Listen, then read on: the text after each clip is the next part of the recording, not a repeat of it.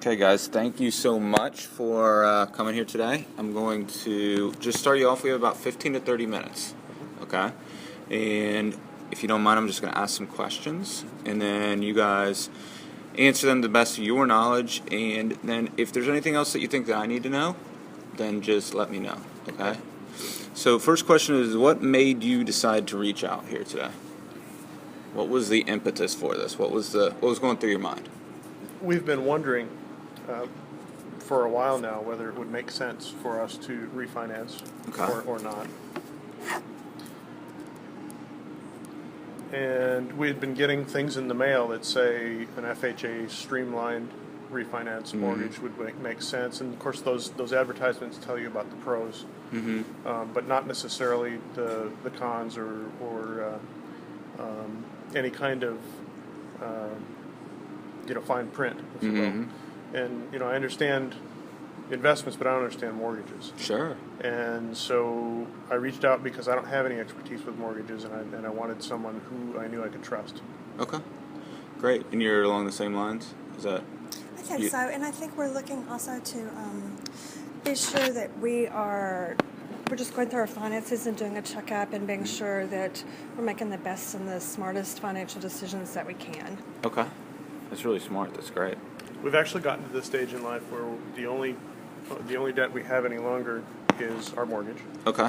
And we're looking toward leaving a legacy. We're in those middle-aged years where we want to make the final changes you might make toward retirement, and also some financial planning for the long term. And this is just part of that process. Yes. Okay, that's great.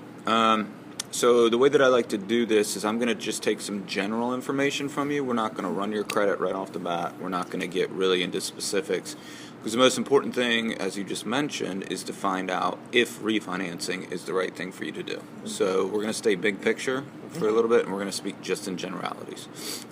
If it looks like it's something that refinancing is something that I would advise you to do, or it's in my estimation that you should do it, then we can get into specifics at that point. Okay. Okay. So do you ever check online? Do you ever look? Do you monitor your credit score? Periodically, yes. Okay, you do? Yeah. Okay. Approximately every 6 months or so. Okay. And what is your, what do you see? What is your credit score?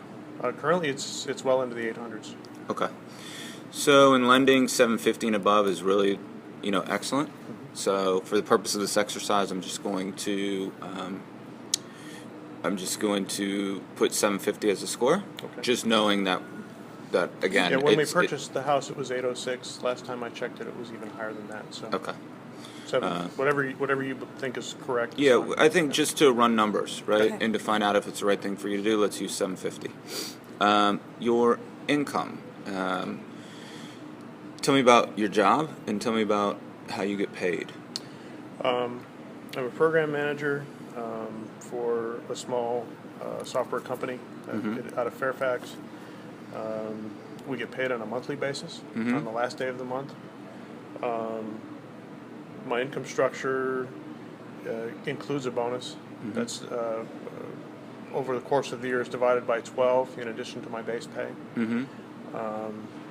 And then there is a component of my income that is set aside for things like insurance and for vacation time. What's the salary? That's a good question. It's well, I get paid $67.55 an hour. Okay. So, and in it's addition, it's about 130. About 140. 140. Base pay, and then 25 additional % is set aside for insurance. Okay. And then the additional 25% for bonuses on top of that. So it would be 1.5 times 140. It's just so you mentioned you didn't have any other debt, right? No. So even if I use 120, I divide that by 12 to get $10,000 a month. That would be very conservative. It's very conservative. Yeah. So it's a fair number. Let's just stay conservative. And then in lending, I like to use, from a qualifying perspective, 40% of that monthly income, which is $4,000. And your current mortgage payment is well below the $4,000. Yes. So we're not going to have any issues with qualifying. Again, without me looking at those numbers, but for this exercise, you feel comfortable with me using 120. Yeah, that's Yeah, that's fine. Okay. Okay, so tell me, and you started getting into it a little bit, but tell me a little bit more specifically, what are your plans regarding this house? How long do you plan to be there? Is it your... Well, that for us right You started now laughing. This that is for not us my is, dream home. that for us is actually the big question. You know, Okay. we suspect that strongly that when my son is done with college in 2 years, 2 years. that we'll be moving on. So this might be only 2 years. Correct. Maybe. Okay, Yeah, that's a but- big variable in but- this equation. But we're then. not sure of that. Okay. So a lot of it depends on the job market. We will not be in this house long term. So, What is long term as defined by you? Like from now until the time he retires and we die. This is not. What about year? Like, give me what goes through your mind in terms I'm of thinking years? we wouldn't last here longer than 5 years. So you're at a 5-year max on this. Yes. Yeah. Okay. That's probably a Okay. safe assumption. That's a big one to know. And then what's your risk tolerance? You know, in your past. You're laughing again.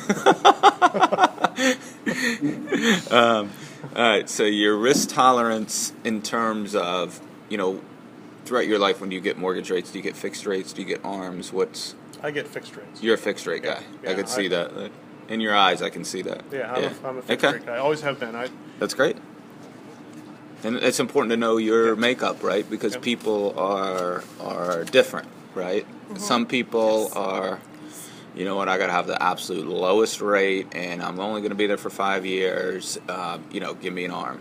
But a lot of people are, I don't care if I'm going to be there 6 months. I want a fixed rate just because I like to sleep at night. I would prefer to, you know, I'm not sure if my income will support it. I would prefer a 15-year mortgage or a 20-year mortgage rather than go 30 years again. However, if 30 years makes sense and for me to pay additional principal each month, I'm willing to do that and have demonstrated in the past that I'm, you know, Yeah. can do that. So Okay.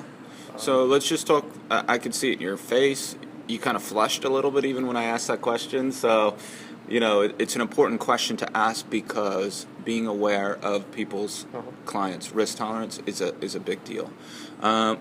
So, give me then, what are your greatest fears or anything that you think I should know about refinancing or anything, this kind of deal? What are your greatest fears? My fear is that we won't see a return on the refinance. If we're only going to be there a couple more years, is it worth it for us to refinance? Okay. So I just want to know if it's really worth the refinancing, depending on what cost and expense are in it. Will we see a savings and a return for doing this? Okay. And is that yours too? that's probably the only concern that I have. I'm fairly well certain that we could get a lower mortgage rate than we've got now, and I'm certain that we could lower our monthly payment. I'm really interested in reducing PMI if that's possible, because I don't think we have 20% equity yet, but we do have, I believe we have 10%. So you know that may you know work in our favor. So that is, but does it make sense long term? You know, I don't know what the closing costs would be, and I don't know exactly how it would be structured. I don't understand mortgages well enough to determine whether it makes sense for us to refinance or not. Okay. And how would it impact us when we go to buy a house? If we did decide in 2 years we're going to go, does this refinance right now have any impact on us when we go to repurchase again in 2 years? Okay. That's a good question too. So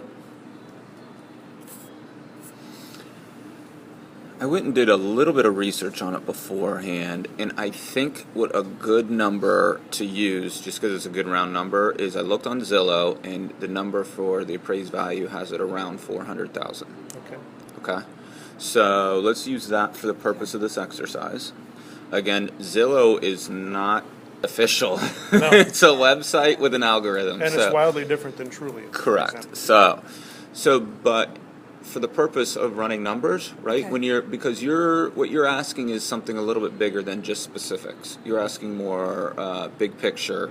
You know, does this make sense or not from you? When you get down to, you know, if an interest rate's an eighth higher or an eighth lower, we can figure those details out later based on that. But I think the bigger question that you have, tell me if I'm reading you right is that you want to know if refinancing is a good option for you, and then what are the Correct. ramifications and Yes. what are they to you? Okay, Yes. so let's do this. Do you have your mortgage statement right now? I do.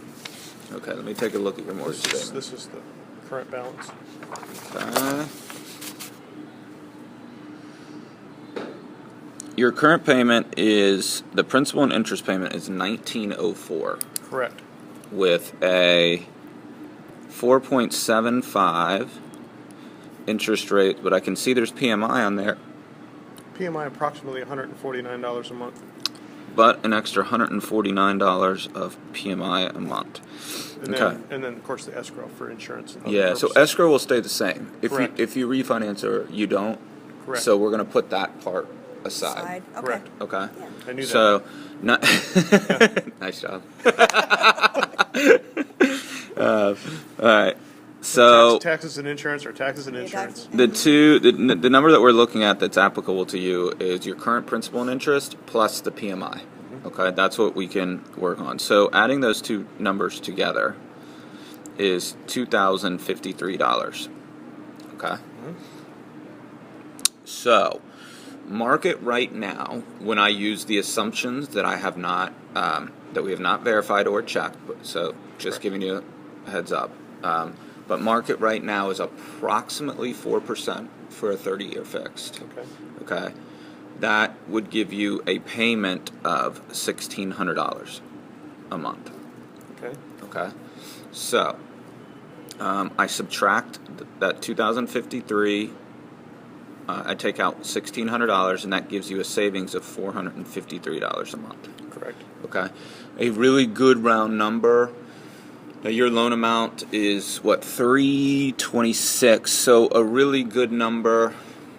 I think let's just be really cautious here, and we'll call it $4,000 for closing costs. Okay. Okay, so we take $4,000 and we divide that by 453 to find out when your break even is. Approximately 10 months. Maybe Yeah, 9. it's about it's 9 months. Yeah. So 9 months is your break even. Okay. So traditionally, you'd have a call to make on your hands, and you're talking about, hey, I might be leaving in 2 years, somewhere between 2 and 5 years. You start thinking, okay, my break even point becomes 9 months. I'm going to throw something else in there for you, and this is what I do with a lot of clients, and in these kind of situations, I say evaluate also a no closing cost loan, so there is no break even. But there's no such thing as a free lunch, There's no right? free there, lunch. right? So yeah, I So just you're saw gonna in your add it eyes, to- right? you're But, gonna- okay, so where's the catch? You're Right? going to add it to the Keep principal. going. No, what it actually is you add it to the interest rate. So essentially, which it kind of does the same thing mathematically, but generally speaking, I'm not looking at a rate sheet at this moment, but let's use 4 1/4. Okay, so that's a quarter higher % interest rate for the benefit of no break even point.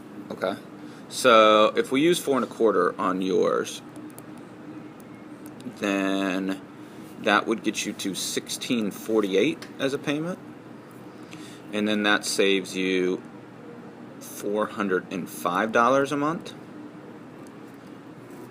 So $405 a month you could get with no break even point right now. So, when I'm speaking with clients that are in your situation, I say, let's put both of these on. Let's evaluate it. The delta, do you know what the term delta means? Mm-hmm. The difference between what you would save between if you took the closing cost option at $453 a month saved, and if you took the no closing cost option, is approximately $48 a month. Correct. You see that? Correct. So you're making a decision based on $48 a month, and your variable. So, but in one of these situations, you're in a very interesting range, and unfortunately, a lot of the mortgage world doesn't bring up this other option for people. Right. So a lot of people say, hey, you know what, my break even's 9 months. You know, we might be leaving in 2 years. I don't want to go through the hassle of doing an appraisal, going through all my personal financial information, blah, blah, blah. So to me, you know, it's always important to have two options and to Correct. really understand the two options. So She's thinking that, you know, $48 a month is you know, one less nice meal out to go out to eat. It's negligible. So let me just give you my opinion, right? And Yeah. so I can summate it for you is the numbers that we have, the numbers that we run, I can categorically say that refinancing makes sense for you because at your worst case scenario, you're going to save $405 a month for no cost. Okay? So I can prescribe to you, definitely you should refinance because if you want to go with, you know, the one that's a little bit higher interest rate and pay no cost, you're going to be at $405 a month. If you say 2 years, that savings about $10,000. The conservative in me says that if events don't go the way we plan and we're here long term, then I'm going to be paying the difference between those two, that extra interest rate, for a longer term. Correct. And that's a bigger risk to me than writing a check for $4,000. Okay, and that's what I'm saying. So for me, I just want to get across it. Like, let's get through the first point, which is I mean, I'd have to think about it long, you know, for Right. a little bit, you know, go away and run some numbers at home, think about it. But if I'm here for 5 years, for example, I have 5 years of an extra, you know, $50 a month that adds up over time, and it's going to be more than, you know, even you know, more than that $4,000 by a fairly significant amount over time. talk to me about time. You tell me about time. Are we talking 5 years? If it ends up being that. I can't see us being here longer than 5 years. I don't think we have that kind of time on our hands with parents, aging parents. I don't believe we have Well, let me that. help you out with it. Let me help you out with that. All right. Let me help you out with that. So what you do now is now you take, it's an upper level. Now you take a break-even point, which Okay. so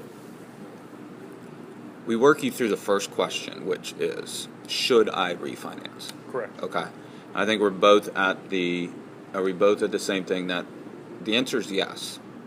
That we Okay. should, because at the worst case scenario, you're going to save $405 for no money. That's much better than your current situation. How does that change PMI given my smaller mortgage amount? Can you answer that question? Ask the question again. How does that change my PMI for a smaller mortgage amount? Your PMI goes away in that case. Oh, does it go away? It goes away, yes. And so that's part of the $405 savings. Ah, okay, very good. Okay. So I think the first part of the question becomes, should you refinance or should you not? When you throw in a no closing cost option, which would give you a $400 a month savings off the bat, and 2 years, if you stay for 2 years, you're $10,000.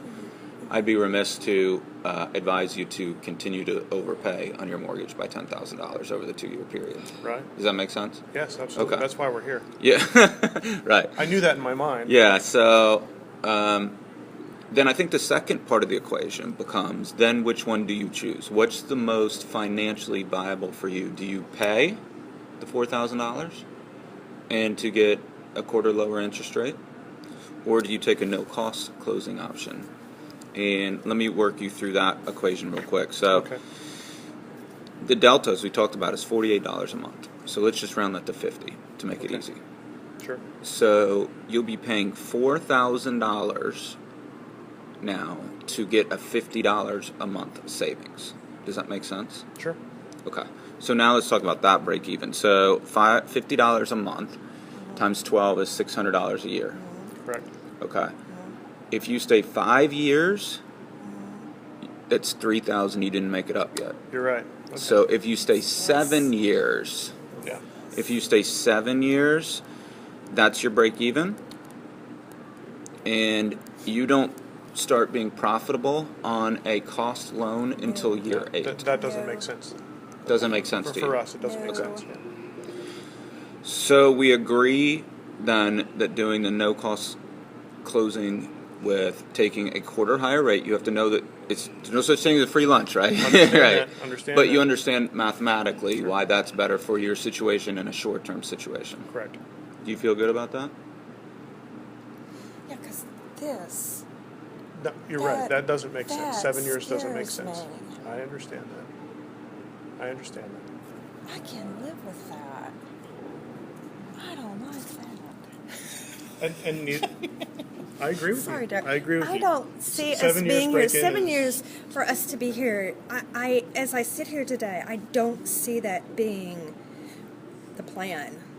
So to me, that 0.25% interest right now, that $400 savings, and not having that break point makes more sense for where we are at right now. Correct. Now, Correct. if God throws in a wrench and we pull what Bud and Beth did forever, then we come back and do something again later, 5 years from now. Well, if plans change, we probably change our house anyway. We probably live somewhere else, perhaps we will. someplace with a little bit different drive for my commute to work, or possibly someplace without a homeowners association. We expense know that every this month. property is not where we would This- stay long term this property anyway. is not going to be Okay. where we stay long term. Correct. So this number is much more appealing to me than the terms and the setup for this. Understand that. That's why we're here, is so that we both agree. You agree? You agree? Yes. Okay. Well, let's start now. I think that we know what the right plan is for you from a financial perspective and a big picture perspective. Now let's just get in and run the actual numbers on your credit score so that we can talk Okay. specific. Remember, we're talking general. Correct. Let's get the numbers. Let's run your credit. Let's get a little bit tighter on your income. And then once we get that, we'll have the exact interest rate. I just wanted to keep it big picture first so we can find out what's best for you. Okay. Okay?